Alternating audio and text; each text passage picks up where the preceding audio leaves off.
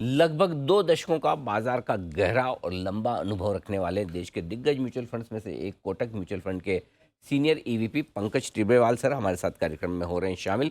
Pankaj sir, बहुत-बहुत स्वागत है आपका, धन्यवाद हमें समय देने के लिए। हमारी खास सीरीज़ जिसकी शुरुआत हमने इसी हफ्ते से की है, इनफैक्ट कल से ही, कि मार्केट आउटलुक अगले साल के लिए, नया साल आने की तैयारी में है। तो सबसे पहले तो मैं जानना यही चाहता हूँ कि क्या व्यू बन रहा है अगले साल को लेकर? किस तरह का माहौल रहेगा? किन चीज़ों पर नज़र है? ये ज़रा समझाएँ। Good morning Anil ji. Morning. 2-3 चीज़ों पर अपने को ध्यान रखना चाहिए जब हम 2023 को देखते हैं। पहला, अगर हम विश्व की बात करें तो विश्व में ग्रोथ की चैलेंजेस बहुत बड़ी रहने वाली है। अ, और अगर मैं नेक्स्ट ईयर के आंकड़े को देखता हूँ, तो ये अनुमान है कि नेक्स्ट ईयर ग्लोबल जीडीपी 2.1 से 2.3% के बीच में ग्रो करेगा। और अगर ये नंबर आंकड़ा आता है तो ये 8th वीकेस्ट ईयर होगा ग्लोबल जीडीपी ग्रोथ में लास्ट 55 साल में।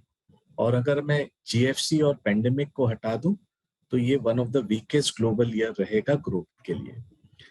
सेकेंड चीज ये है कि कहीं ना कहीं हमें ये महसूस हो रहा और अर्ली इंडिकेटर्स आ रहे हैं कि महंगाई दर विश्व में पीक आउट कर गया है। और 2-3 चीजें जो डेटा पॉइंट हम देख रहे हैं कि second hand car sales US में उसके प्राइसेस बहुत नीचे जोरी जोर से आ रहे हैं। रियल एस्टेट सेल्स के सेल्स काफी जोर नीचे आ रहे हैं। फर्टिलाइजर प्राइसेस में करीबन मार्च से 40% की गिरावट है और वो एक लीड इंडिकेटर है फूड प्राइसेस के लिए। तो विश्व में एक सेंस आ रहा और एनर्जी कॉस्ट आपने देखा मार्च से करीबन 25% नीचे है। तो ये सारे चीजों को कंबाइन करें तो हमें लगता है कि महंगाई दर पीक पर है और यहाँ से महंगाई दर के जो डायरेक्शन है वो नीचे होनी चाहिए नेक्स्ट ईयर। इसका क्लियर परिणाम होगा कि सारे सेंट्रल बैंक्स एक हाइक के बाद और जो इंक्रीमेंटल हो सकते हैं उसके बाद उनकी कमेंट्री पॉज की तरफ चली जाएगी। और कहीं ना कहीं मार्केट को ये काफी उम्मीद रहेगी कि आने वाले नेक्स्ट ईयर में सेकेंड हाफ में सेंट्रल बैंकर्स अपने रेट कट करेंगे। तो ये तो हो गई विश्व की बात कि 2023 में ग्रोथ चैलेंजेस, लेकिन महंगाई तो जो सबसे बड़ा समस्या था 2022 में वो कहीं ना कहीं पीक आउट हो रहा है। और उसके वे देखते हुए सेंट्रल बैंक्स और इंक्रीमेंटली अग्रेसिवली रेट हाइक नहीं करेंगे और वो कहीं ना कहीं अपनी पॉलिसी को स्टेबलाइज और पॉज में जाएंगे।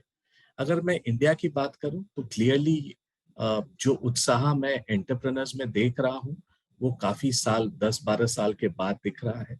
जब ग्राउंड पर जा रहा हूं, अक्रॉस ट्रैवल कर रहा हूं इंजीनियरिंग कैपिटल गुड्स बेल्ट पर, ऑर्डर बुक सबके वेरी स्ट्रांग है।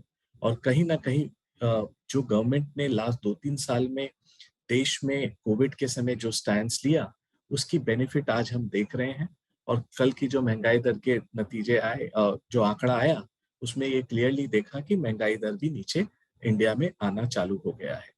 सो ये मुझे लग रहा है काफी अच्छा रहने वाला है और नेक्स्ट ईयर हम क्लियर ग्लोबल ग्रोथ चैलेंजेस में एक आउटलायर की तरह रहेंगे और वो कॉन्फिडेंस आज मार्केट हमें दिखा रहा है। सेकेंड इंपॉर्टेंट चीज जो हमें दिख रही है, बहुत अर्ली इंडिकेटर्स है बट लग रहा है after a long time rural में रिकवरी आ रही है। और हम जो मनरेगा का डेटा ट्रैक करते हैं उसमें क्लियरली दिख रहा है जो लोग मनरेगा के लिए अप्लाई कर रहे थे वो पॉपुलेशन धीरे धीरे कम हो रही है। इसका मतलब रूरल में एम्प्लॉयमेंट बढ़ रहा है और वो कहीं ना कहीं कंजम्पशन में ट्रांसलेट होगा आने वाले नेक्स्ट ईयर में। बट जब ये पार्टी चल रही है तो हमें 2-3 चीजों की ध्यान रखनी चाहिए जो नेक्स्ट ईयर हमें थोड़ा सा यू नो हेडविंड की तरह आ सकता है वेरी शॉर्ट टर्म में। पहला कि अगर मैं दूसरे तिमाही के नतीजे देखते हूँ अनिल जी, तो कहीं ना कहीं थोड़ा सा पेन पॉइंट्स दिख रहा है अर्निंग्स में। अगर मैं एनएसई 500 कंपनीज को देखता हूँ तो अगर मैं बैंकिंग के 77 कंपनियों को साइड कर दूं और बाकी 380 प्रॉफिटेबल नॉन बैंकिंग कंपनियों को देखता हूं तो उनके मुनाफे में करीबन 25% की गिरावट थी दूसरे तिमाही में। और सबसे इंपॉर्टेंट चीज जो मैं देखता हूं वो है कैश फ्लो। और वो एनएससी 500 कंपनियों की अगर मैं कैश फ्लो देखूं तो 2-2.5 साल बाद पहली बार उनके कैश फ्लो में कॉन्ट्रैक्शन हुआ है। और हमेशा ये याद रखिए कैश फ्लोज सबसे पहले अर्निंग्स को लीड करते हैं। कोविड में हमने देखा पहले कैश फ्लो इम्प्रूव हुआ, फिर अर्निंग्स आई। तो हो सकता है ये टेम्पररी हो और रॉ मटेरियल जैसे-जैसे करेक्ट कर रहा है वो वर्किंग कैपिटल को अच्छा करे, कैश फ्लोज़ मार्च में जाके इम्प्रूव करे। बट इस पर एक ध्यान रखना बहुत ज़रूरी है कि आने वाले समय में एनएसई 500 कंपनीज़ की कैश फ्लोज़ और जो नॉन बीएफएसआई कंपनीज़ हैं, उनकी अर्निंग्स कैसे स्पैन आउट होती है।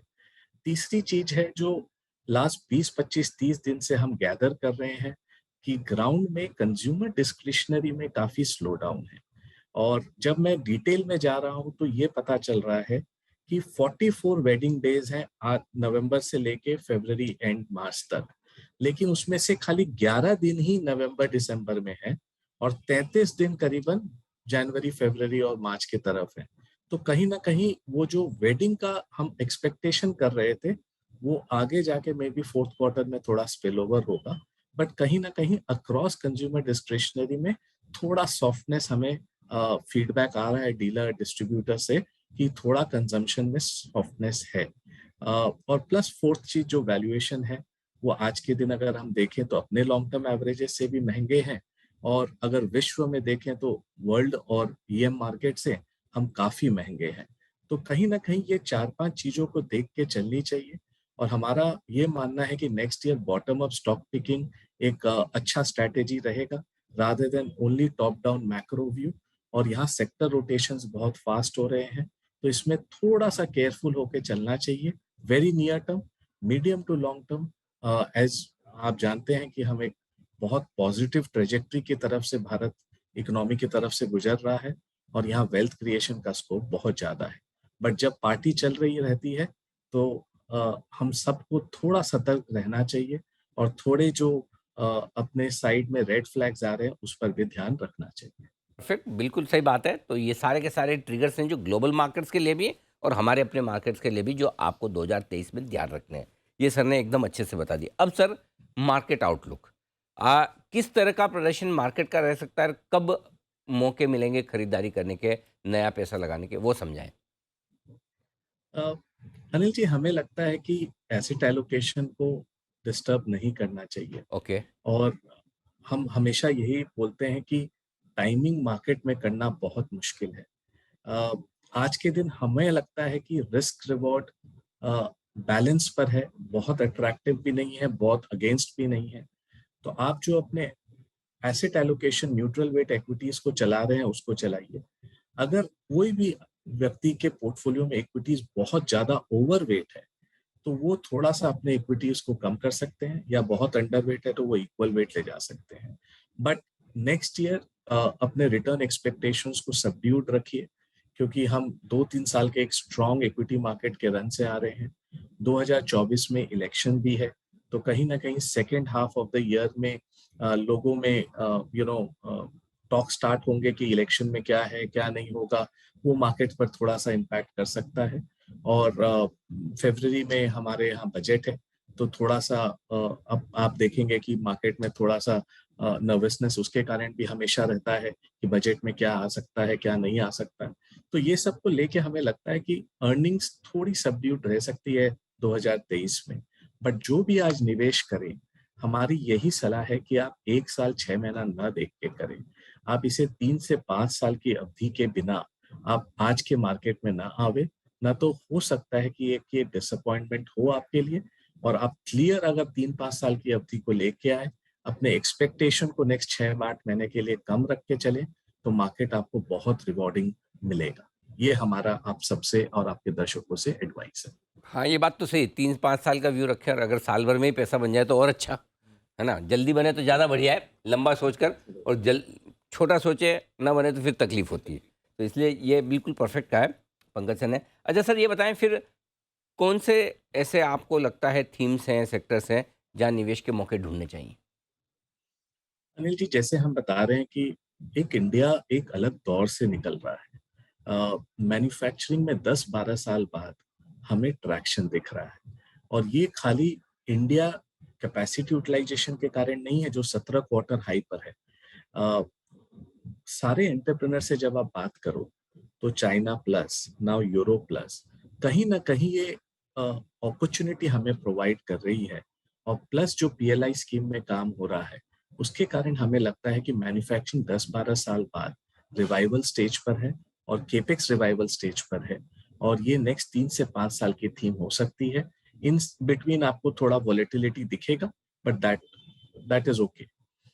द सेकंड थीम की भाई बैंकिंग एंड फाइनेंशियल्स जो है, वहाँ प्राइवेट सेक्टर बैंक्स काफ़ी स्ट्रॉन्ग पोज़ीशन पर है और आज मोस्ट ऑफ देम की कासा बैलेंसेस काफ़ी स्ट्रॉन्ग है।